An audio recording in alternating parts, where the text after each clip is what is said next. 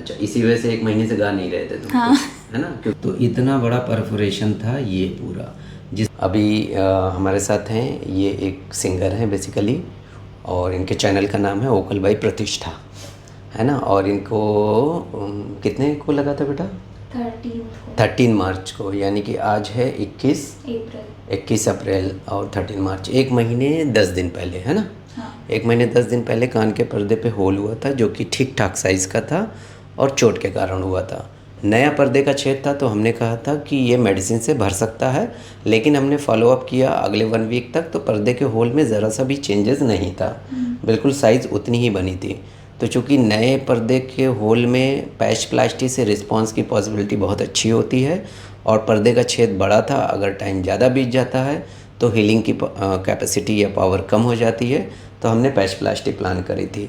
और लगभग 1 महीने 10 दिन के अंदर अंदर पैच प्लास्टी से पूरी तरह पर्दे का छेद बढ़ गया है, जो कि हमने अलग अलग टाइम पे फ़ोटोज़ भी इनको दिए थे इन्हीं के फ़ोन में।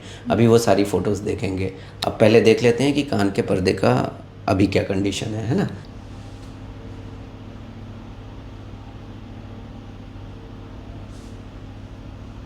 हाँ, तो अब ये बताइए कि अभी जब शुरुआत में जब ये हुआ था, तो सुनाई में भी परेशानी थी तुम्हें? हाँ। काफ़ी परेशानी थी? हाँ। अलग टाइप से सुनाई दे रहा था, है ना? हाँ, बिल्कुल अनइवन सुनाई दे रहा था। अनइवन सुनाई दे रहा था। और जब से धीरे धीरे ये पैच प्लास्टिक के साथ जैसे जैसे होल भरा है, तब से हियरिंग अब एकदम नॉर्मल है। हाँ। अच्छा, इसी वजह से 1 महीने से गा नहीं रहे थे तुम। हाँ। है ना? क्योंकि सुनाई में प्रॉब्लम थी, म्यूजिक क्लियरली नहीं सुनाई दे रहा था। म्यूज़िक नहीं सुनाई दे रहा था। एक बार आप अपने फ़ोन में वो निकाल दो, पुराने फ़ोटोज़। आसिफ यहाँ लेके है ना फ़ोन पे। ये फर्स्ट फोटो है। ये सबसे पहला फ़ोटो है, जो कि 1 मिनट, तारीख 13 मार्च की है ना? 13 मार्च को ये हमारे पास पहली बार आया। जब मार्च में आप आए थे, उसके 2 दिन पहले की बात थी, 1-2 दिन कि सेम डे की बात थी जब आप आए थे? बस पहले 1 दिन पहले की। 1 दिन पहले की बात थी। तो इतना बड़ा परफोरेशन था ये पूरा, जिसमें किनारा यानी मार्जिन बहुत थोड़ी थी इस वाले एंड पे। तो हमने पैच प्लास्टिक के पहले ये भी आपसे कहा था कि मार्जिन बहुत कम है, तो थोड़ी सी मुश्किल होगी इसमें, हीलिंग में भी प्रॉब्लम आ सकती है, पैच खिसक सकता है इस जगह पे मार्जिन कम है। लेकिन जो सबसे अच्छी पॉसिबिलिटी थी वो ये थी कि ये न्यू होल था पर्दे का, जिसमें स्ट्रॉन्ग पॉसिबिलिटी होती है, इसलिए हमने पैच प्लास्टिक प्लान करी थी। क्योंकि एक बार को ये परमानेंट होल में चेंज हो जाए, फिर बाद में ऑपरेशन हो, उससे पहले है कि ज़्यादा टाइम वेट करने से पहले ही बड़े परफोरेशन में हम पैच प्लास्टिक कर लें, है ना? तो ये हमारा पहला 13 मार्च को हमने ये फ़ोटो दिया था। इस टाइम पे हमने पैच प्लास्टिक नहीं की थी 13 को, है ना? उसके 5-7 डेज़ के बाद करी थी, नेक्स्ट विजिट में, जब देखा था कि कोई हीलिंग नहीं हो रही है। इसके बाद का क्या था बेटा? पैच प्लास्टिक के बाद ये किस तारीख? 13 मार्च के बाद ये है तारीख हमारी 6 अप्रैल। 6 अप्रैल, 13 मार्च और 6 अप्रैल, लगभग 22 दिन में ये पर्दे का होल जो है, गणित हम लोगों की थोड़ी बहुत ऊपर नीचे हो सकती है। 22 का 23 भी हो सकता है। आपने चेक किया होगा, बट पिक नहीं है। हाँ, पिक नहीं है। नहीं, मेरा कहने का मतलब है कि 13 मार्च से 6 अप्रैल के बीच में 22 दिन के बजाय 23 दिन भी हो सकते हैं, वो अपने आप लोग कैलकुलेट कर लें। तो ये इतना बड़ा बच्चा था, ये नीचे तक है काफ़ी, है ना? यहाँ तक, यहाँ भी मार्जिन कम थी।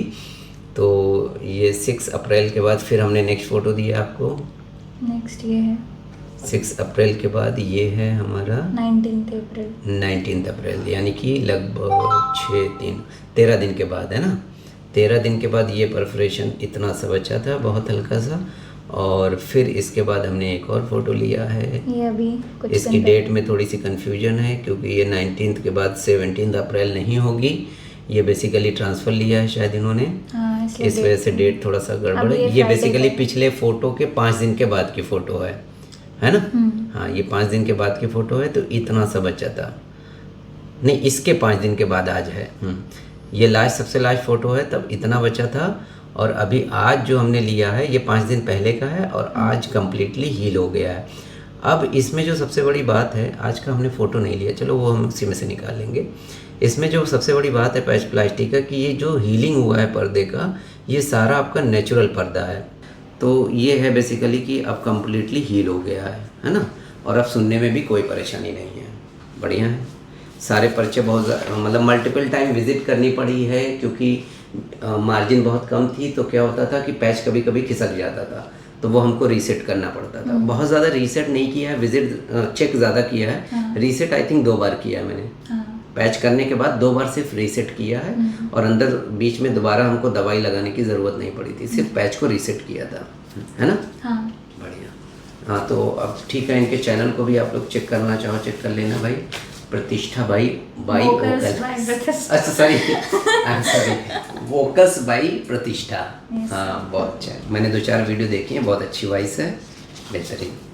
ठीक है, हैप्पी आपकी ना। वजह से म्यूजिक सुनना भी पॉसिबल हो पाया। अच्छा हाँ तो सही thank बात है, you। वरना जो है एक सिंगर के लिए जितना ज़रूरी जो है अच्छी वॉइस है, उतना ही Hearing अच्छे से बहुत सुनना, important हियरिंग है। भी है ज़रूरी, उसी से वो म्यूज़िक को समझ पाता है ना। ठीक है, ठीक है, परफेक्ट, थैंक यू। यहाँ पर कुछ लोगों का सवाल हो सकता है कि जब नया पर्दे का छेद अपने आप ही भर सकता है तो उसमें पैच प्लास्टिक का क्या रोल। तो देखिए, जिनके भी कान के पर्दे पर छेद है उन सभी में किसी न किसी दिन वो पर्दे का छेद नया ही रहा होगा। तो अगर सभी नए पर्दे के छेद अपने आप भर जाते तो किसी के भी कान के पर्दे में छेद ना होता। लेकिन चूंकि बहुत सारे लोगों के कान के पर्दे पर छेद है, इसका मतलब सभी नए पर्दे के छेद अपने आप नहीं भरते हैं। बहुत बार हमने ऐसे मरीज़ देखे हैं कि जिनका कान के पर्दे का छेद नया होता है, छोटा भी होता है और कोई इन्फेक्शन भी नहीं रहता है उसमें, उसके बाद भी वो नहीं भरता है और बहुत बार वो भर भी जाता है। लेकिन अगर कान के पर्दे पर छेद बड़ा है और वो नया है तो ऐसे में उसके भरने की संभावना, अपने आप भरने की संभावना काफ़ी कम हो जाती है।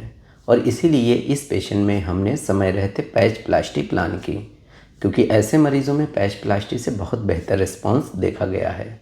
जो पुरानी विधि होती है पैच प्लास्टी की, जिसको पेपर प्लास्टी बोलते हैं, उसमें रिज़ल्ट बिल्कुल भी अच्छे नहीं होते हैं। इसीलिए हम एक नई विधि से या एक नई टेक्निक से पैच प्लास्टी करते हैं जिसमें रिज़ल्ट बहुत ही बेहतर होते हैं। कुछ लोगों का ये भी सवाल हो सकता है कि क्या पुराने कान के पर्दे के छेद पर पैच प्लास्टी की जा सकती है। तो बिल्कुल की जा सकती है, सफलतापूर्वक की जा सकती है। बस पुराने पर्दे के छेद में किनारे पर कुछ ऐसी दवाई लगाई जाती है जिससे कि वो नए पर्दे के छेद के बराबर हो सके, यानी उसमें घाव भरने की क्षमता वापस आ सके। और इस तरह से हमने कई सारे पुराने कान के पर्दे के छेद को भी भरा है। आप वो सारी वीडियो हमारे YouTube चैनल में जाकर पैच प्लास्टी प्लेलिस्ट में देख सकते हैं। अगर आपके कान के पर्दे पर छेद है और आप पैच प्लास्टी से संबंधित अधिक जानकारी चाहते हैं तो वीडियो के डिस्क्रिप्शन में फ़ोन नंबर दिया है, आप उस पर कॉल कर सकते हैं। धन्यवाद।